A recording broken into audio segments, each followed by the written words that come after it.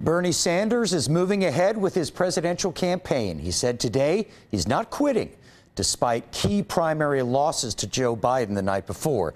Biden captured 4 states last night: Michigan, Mississippi, Missouri, and Idaho. Here to talk about last night's primary results is Stacey Hawk, the victory chair of the Republican Party of Texas, and Glenn Smith from Progress, Texas. Thank you both for joining us. Thank you. Thanks. Glenn, what did you make of last night? Well, I was surprised at the numbers on Biden's part. I mean, the sweep of all the counties in Michigan and Missouri was extraordinary. I think he took a giant step toward the nomination. But I believe that Bernie should do what Bernie wants to do. I am not one of those people that says, oh, go ahead and drop out Bernie Sanders. I think he should press ahead. He's earned the right to make that decision. He has an agenda he'd like to speak about, and he should do it. I do think he should maybe take a little bit more polite and not go on the attack in the Sunday debate. I'd like to see one of those things like the old comedy, you know, where they go, no, you go ahead, no, you go ahead. I'd like the tone to be gentlemanly, but I think Bernie's earned the right to proceed. Stacey, how do Republicans react to what happened last night? And it looks like Joe Biden's going to be the one. Well, you know, we started the Democratic nomination contest with it being Joe Biden's to lose.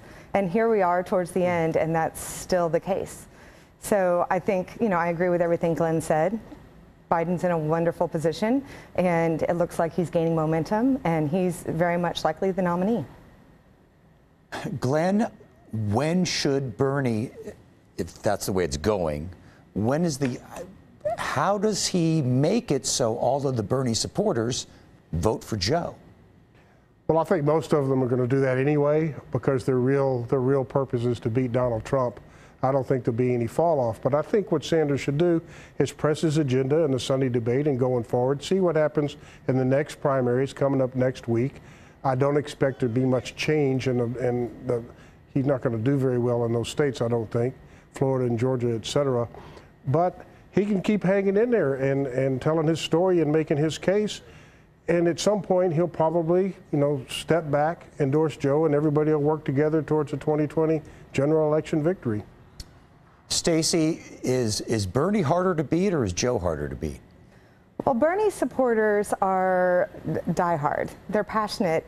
They're fired up. And I think it will take some real work to unite that with Joe Biden, who is the consummate establishment candidate with a very long history of not standing for what Bernie stands for. So that is something that they'll have to reconcile. And meanwhile, on our side, we'll be talking about what the last few years of President Trump has meant for this country, the skyrocketing jobs, the plummeting unemployment, the great work that's happened all across the nation, and how much better off we are as a country. You know, Glenn, talking about the election, the Bernie voters, is it a case more of people want to elect Joe Biden, or is it more the case people want to kick Donald Trump out? Does that matter? That's a good question. I think they believe that Biden is the best candidate to beat Trump. I also think I want to clarify something that kind of gets shorthanded. You know, Bernie did pretty well across age groups. There's this kind of idea that he's only supported by the youth and they're not turning out. But the truth is, he did pretty well with the 35 to 50-year-olds, and they only really fell off at 60 and above. And I think all those voters, they're not like rebellious youth. They're going to be easy for Biden to win over because they mostly want to beat Trump. Okay, well, they're going to debate next. We got to wrap it up. Stacey, Glenn, thank you both very much. Thanks for having me. Thank you.